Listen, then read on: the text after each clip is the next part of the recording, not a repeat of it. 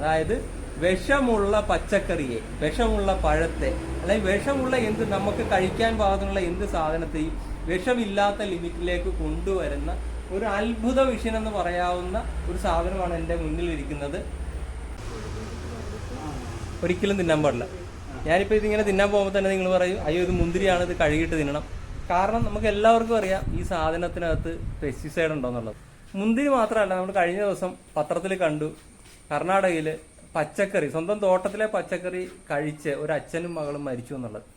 അതിൻ്റെ പിന്നിൽ എത്രത്തോളം സത്യാവസ്ഥയുണ്ടെന്ന് നമുക്കറിയില്ല. എന്നാലും നമുക്കറിയാം പുറത്തു നിന്ന് നമ്മളിലേക്ക് വരുന്ന മുഴുവൻ പച്ചക്കറികളും വിഷമുള്ളതാണെന്ന് മലയാളിക്ക് വളരെ വ്യക്തമായിട്ടറിയാം.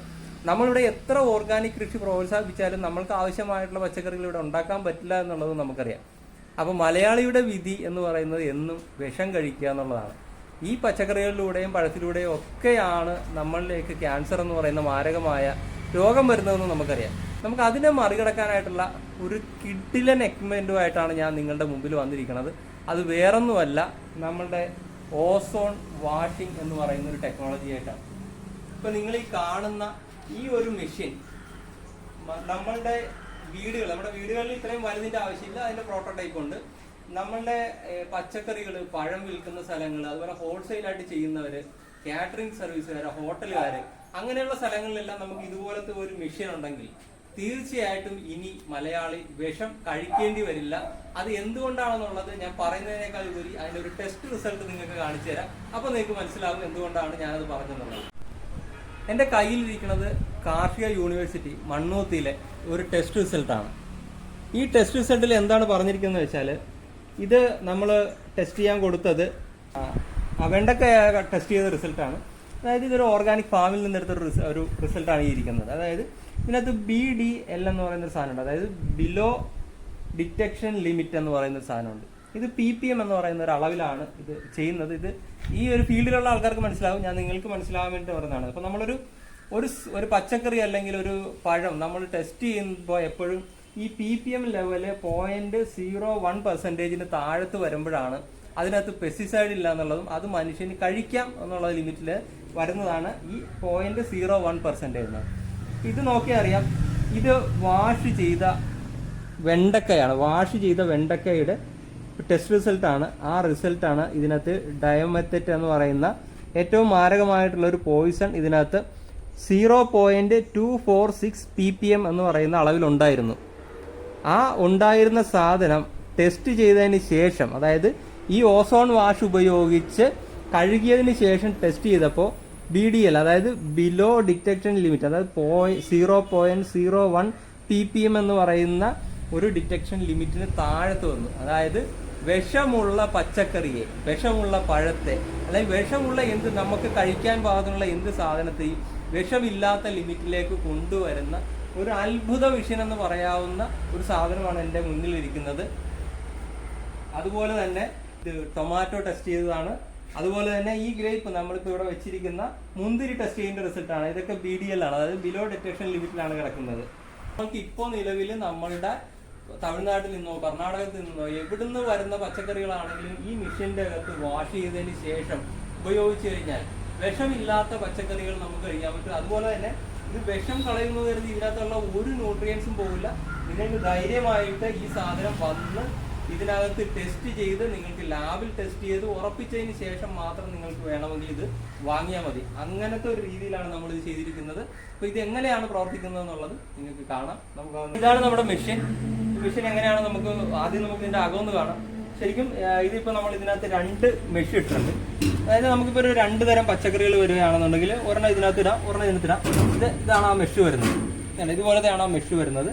അപ്പോൾ ഇങ്ങനത്തെ 2 മെഷ് വെച്ച് കഴിഞ്ഞാൽ നമുക്ക് ഒരേ സമയത്ത് 2 തരം പച്ചക്കറി, ഇപ്പോൾ മിക്സായി പോകാത്ത 2 തരം പച്ചക്കറികളാണെങ്കിൽ അങ്ങനെ നമുക്ക് ഇടാൻ പറ്റും. ഇനി അത് മാത്രമല്ല, ഇത് നമുക്ക് ഒരു പച്ചക്കറിയാണ്, ഒരു ടൈപ്പ് പച്ചക്കറി ഉള്ളതെന്നുണ്ടെങ്കിൽ നമുക്ക് ഈ ഒരു മെഷ് ഇത് മാറ്റിയിട്ട് ഈ ഒരു മെഷ് ഇട്ട് കൊടുത്താൽ മതി.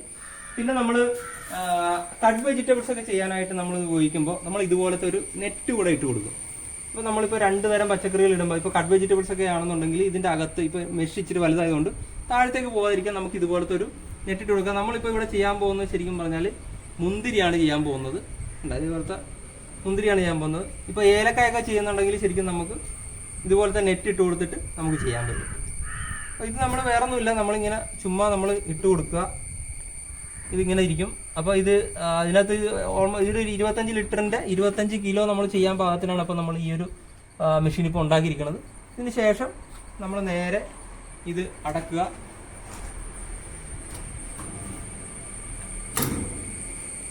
ശേഷം നമ്മൾ ഇത് ഓൺ ചെയ്യുക.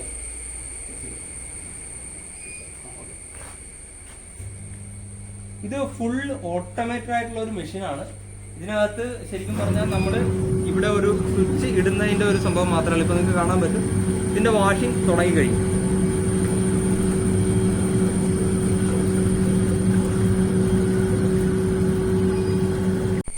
ഇപ്പോൾ നമ്മളുടെ ഇതിൻ്റെ വാഷിംഗ് കഴിഞ്ഞിരിക്കുകയാണ്.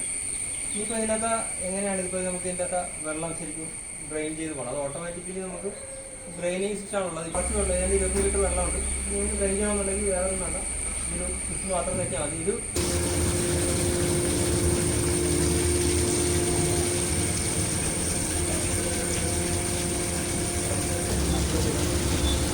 ഈ വെള്ളം നമുക്ക് അഗ്രികൾച്ചർ പർപ്പസിന് ഉപയോഗിക്കുന്നത്, അതായത് നമ്മുടെ തോട്ടത്തിലെ കൃഷികളോ കാര്യങ്ങളോ ഉണ്ട്, നമുക്ക് നല്ല രീതിയിൽ കൃഷി ഉണ്ടെങ്കിൽ നമ്മൾ ആ കൃഷിക്ക് ഏറ്റവും പറ്റിയ വെള്ളമാണ്. കാരണം ചെടിക്ക് ഏറ്റവും വേണ്ടത് ഓക്സിജനാണ്. ഏറ്റവും കൂടുതൽ ഓക്സിജൻ ഈ വെള്ളത്തിൽ ഉണ്ടാകും. നമ്മൾ ഓസോൺ ചെയ്ത സാധനവും ഓസോൺ ചെയ്യാത്ത സാധനവും തമ്മിൽ എങ്ങനെ പെട്ടെന്ന് നമുക്ക് അറിയാൻ പറ്റുമെന്ന് പറയാം. ടേസ്റ്റ് ചെയ്താൽ തന്നെ അറിയാൻ പറ്റും. ഇതിപ്പോൾ ഓസോൺ ചെയ്തതാണ് ഇതിനകത്ത് നടുന്നത്. ചേച്ചി അതൊന്ന് കഴിച്ചു നോക്കി, എങ്ങനെയുണ്ട്? Super super. ഇനി ഇതൊന്ന് കഴിച്ചു നോക്കാം. ഇതിപ്പോൾ നമ്മൾ കഴുകാത്താണ് കേട്ടോ.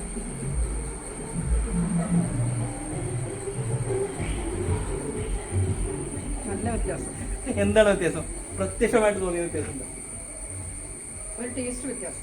നല്ല വ്യത്യാസമില്ല. അതൊരു ഇതിനൊരു പുളിപ്പ് പോലെ തോന്നുന്നുണ്ട്. ചെറിയ പുളിപ്പ് കഴുകാത്തതിനുണ്ട്. ഇനി അത് മാത്രമല്ല, അത് തിന്നതിന് ശേഷം ഇത് തിന്നാൻ ഭയങ്കര പാടായിട്ട് തോന്നുന്നുണ്ട്. ഇനി കഴുകാത്തത് തിന്നുമ്പോ വിഷമം. അതാണ് എന്റെ പ്രത്യേകത. നമ്മൾ കഴുകിയത് തിന്ന് അല്ലെങ്കിൽ കഴുകിയത് നമ്മൾ കഴിക്കാൻ തുടങ്ങിയാൽ ഇത് നമ്മള് ചിക്കൻ അതുപോലെ നമ്മളുടെ ഫിഷ് മീറ്റൊക്കെ ചെയ്ത് കഴിഞ്ഞാണല്ലോ അസാധ്യ ടേസ്റ്റ് ആയിട്ട് ഇത് മാറും. കാരണം ഇപ്പോൾ ഫിഷൊക്കെ നമുക്കറിയാം ഫോർമാലിൻ ഉൾപ്പെടെയുള്ള വിഷം കലർന്നിട്ടാണ് വരുന്നത്. ചിക്കനിലൊക്കെ ആണെങ്കിൽ ഒരുപാട് കെമിക്കലായിട്ടുള്ള സാധനങ്ങളുണ്ട്. നമ്മൾ ഈ ഓസോൺ ട്രീറ്റ് ചെയ്തതിന് ശേഷം അതിനകത്ത് ഈ പെസ്റ്റിസൈഡും ഫോർമാലിനൊക്കെ പോയി കഴിഞ്ഞാൽ ഈ ഫിഷെല്ലാം നല്ല ടേസ്റ്റ് ആയിട്ട് മാറും. അതായത് നോർമലായിട്ടുള്ള ഒരു ടേസ്റ്റിലേക്ക് ആ സാധനം. അതാണ് ഇതിന്റെ ഒരു പ്രത്യേകത. നിങ്ങളെല്ലാവരും ഇതൊന്ന് ട്രൈ ചെയ്ത് നോക്കുക. ഇതിന്റെ വീടുകളിൽ വെക്കാനായിട്ടുള്ള മോഡലും കിട്ടും. ഹെവി ആയിട്ട് ബാക്കിയുള്ള നമുക്ക് കസ്റ്റം മെയ്ഡായിട്ട് എത്ര വലിയ സാധനം ഉണ്ടെങ്കിലും അത് നിങ്ങളുടെ കസ്റ്റം മെയ്ഡായിട്ട് നമുക്ക് ഈ സാധനം ചെയ്തു തരാൻ പറ്റും.